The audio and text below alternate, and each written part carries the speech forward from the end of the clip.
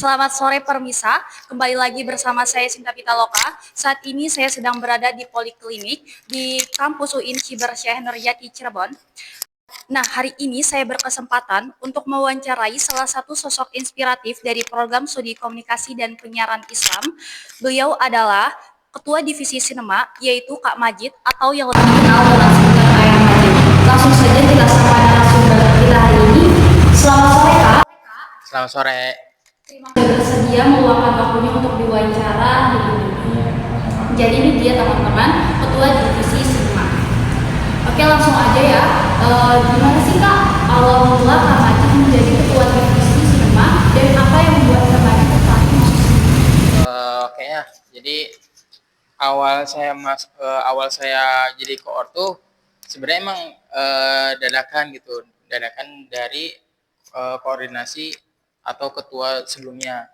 Nah, mungkin awalnya ya kenapa saya tuh misalnya minat ke bidang divisi sinema, karena saya tuh niat atau motivasi ingin menjadi editor perfilman, jadi gitu. Nah, akhirnya koor divisi yang sebelumnya tuh ngeliat kakak kayak mau belajar, dan akhirnya ya kepilihlah kakak untuk menjadi koordinasi divisi sinema ini. Itu sih kalau untuk awal bagaimana sebenarnya, kayak gitu sih kalau untuk Menurut Kakak, sebenarnya seberapa penting sih dunia perfilman buat anak-anak KPI? Untuk seberapa pentingnya ya, sebenarnya ini nggak terlalu kayak penting sih, enggak ya, cuman ini tergantung dari anaknya sendiri sih. Jadi KPI ini kan luas ya, nggak hanya ke jurnalistik, nggak hanya ke radio. Sebenarnya itu balik lagi ke diri kita sendirinya gitu, bagaimana kita atau mau kemana gitu tujuan kita tuh. Kalau kakak kan sendiri mau lebih ke perfilman ya, dan menjadi editor ataupun ya mungkin di bidang-bidang lainnya kayak direktor, produser atau sutradara sebagai macam lah gitu. Jadi ya mungkin itu opsional sih, misalnya nggak terlalu penting banget, tapi ada yang namanya MK sinematografi gitu ya, walaupun nggak penting, intinya kita harus belajar basicnya aja nggak apa-apa gitu. Kalau itu sih kayaknya di semester 6 deh, semester 6 kalau nggak semester 5 ya, 6 atau di antara 6 atau 5 gitu kayaknya gitu. Soalnya di MKKK tuh ada yang namanya script writer gitu, jadi ada pembuatan script sama pembuatan kayak konten gitu, kayak gitu sih. Nah, kalau boleh tahu, biasanya tantangan terbesar mahasiswa saat mulai belajar film itu apa sih Kak? Oke, untuk tantangan sendiri ya, kalau dari kakak sendiri kan karena kita di KPI ya, bukan studi dari perfilman atau segala macam, mungkin tantangannya itu kita gimana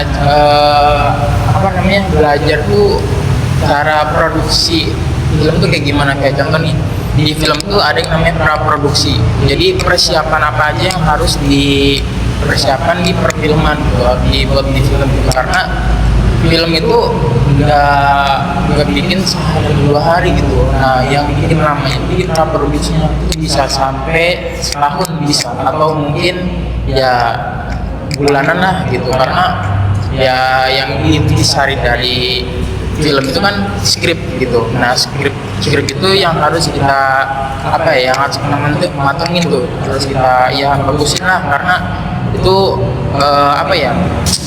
hasil dari hasil kalian kayak gimana gitu di skrip itu kayak gitu.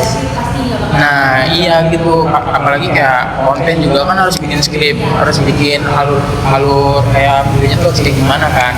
Nah itu juga berpengaruh banget gitu ya, di kayak video ataupun kayak konten film segala macam itu.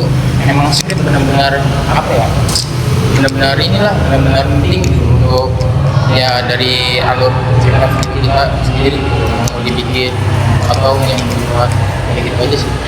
Apakah kalau masuk divisi sinema harus bisa bikin film dan apa harus sudah punya skill editing atau acting gitu? Sebenarnya kalau itu nggak harus sih. Jadi intinya gini ya, kalau masuk divisi sinema tuh nggak harus ada yang namanya punya skill, apalagi punya alat. Banyak tuh yang mahasiswa lain yang memang kalau masuk tuh ya, Kak, Kak kalau misalkan saya nggak ada alat ini gimana? Kak, kalau saya nggak ada ya skill gimana gitu? Ya ini aja bisa, ya nggak apa-apa masuk aja gitu. Yang intinya ya kalau kita ada niatan pasti ya kita bisa belajar gitu apa yang ada di sinema itu gitu. Intinya ya kalian harus semangat aja di dimanapun apapun itu ya harus ada niatan dulu gitu. Pasti kalau ada niatnya ya apapun yang kita pengen ya pasti ini tuh ya pokoknya terinya lah. Nah gitu, pokoknya gitu ya. Mungkin gitu aja sih kalau untuk masuk sinema atau masuk divisi lain, walaupun nggak ada yang namanya skill ataupun alat ya udah tetap aja masuk dulu. Yang penting dari diri sendirinya aja bagaimana kita membalas balasan yang ada di situ. Jadi kita masuk di divisi itu harus ada feedback gitu, dan di divisi itu harus kasih kita feedback juga gitu. Oke, terakhir nih Kak, ada nggak sih pesan atau motivasi buat teman-teman mahasiswa yang pengen terjun ke dunia sinema tapi masih ragu-ragu gitu? Jadi mungkin ada ragu ya kalau Iya. ya, mungkin kalau saya sih lebihnya tuh motivasinya harus semangat lah, harus semangat, jangan pantang menyerah, karena di isi sinema ini adanya bukan kayak kampus lain, karena di sini kita belajar bareng-bareng, punya alat, kalau punya alat juga harus bareng-bareng, jadi harus namanya kebersamaan. Bagaimana di situ juga menciptakan kebersamaan, terus juga intinya harus bersama terus gitu, jangan sampai pecah gitu, karena di sinema tuh ya pertama tuh nggak ada yang namanya kayak peralatan tuh kita menyewa. Jadi di situ juga enaknya perfilman tuh ya di sebuah prosesnya itu, kalau untuk hasilnya itu ya itu hanya sebagai bonusnya gitu. Makanya praproduksi itu sangat penting di pembuatan film gitu.